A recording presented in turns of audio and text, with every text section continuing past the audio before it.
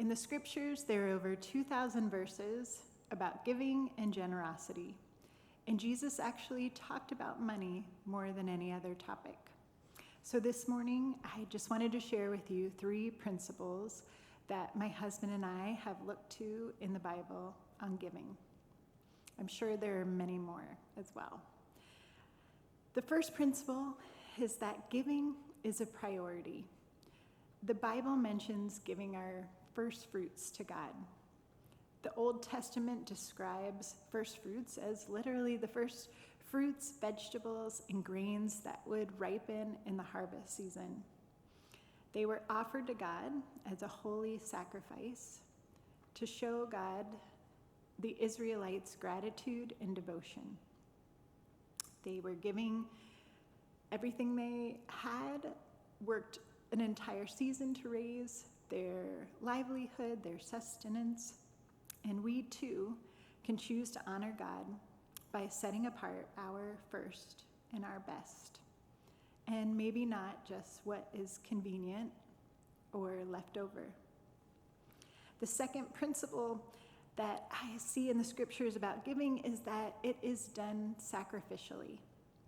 The story of the widow's mite tells us that Jesus praised a poor woman who gave the last of all she had. He praised her above others' gifts, and it seems to me he was less concerned about the amount of the giving and more focused on her heart. Sometimes giving may mean laying aside our own desires. Sometimes it can even be a bit hard.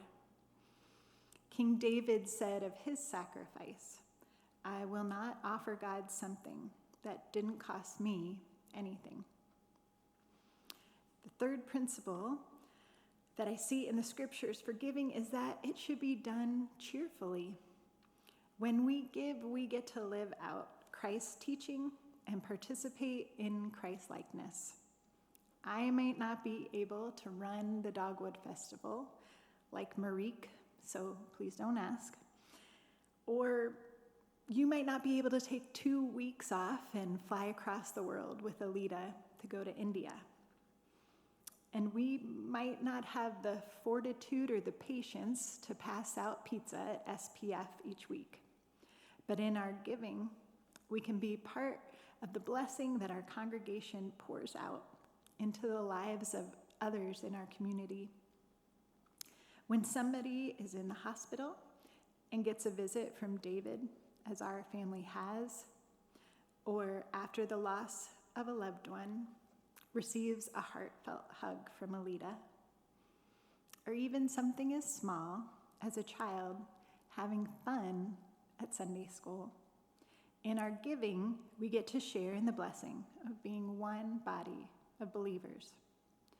I have personally witnessed friends who maybe in the past had felt hurt by religion or church come here and find a place that felt like home. I've sat and watched SPF kids and think maybe for the first time they felt like they weren't so different, that maybe there was a place where they fit in. And I've even had friends who I knew who despaired even of this life decide to keep going because they were reminded here that they were loved. And here's the amazing part. God doesn't just tell us to do these things.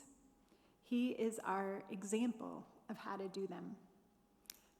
God gives us his first and his best.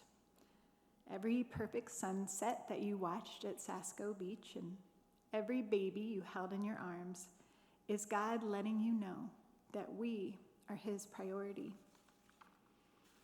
God is our example. He gives sacrificially.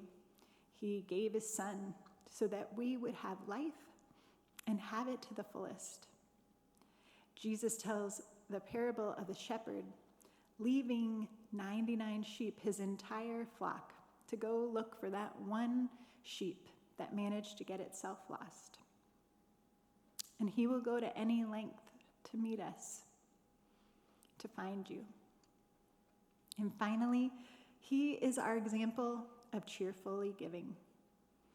There's a verse in the New Testament that says, "If you, though you're sinful, know how to give good gifts to your children, how much more will your Father in heaven give good things to those who ask him?" He longs, he is even happy to give us good things. So would you prayerfully consider with me your giving and ask God how you might be a part of the blessing of this church on its 300th anniversary? Thanks.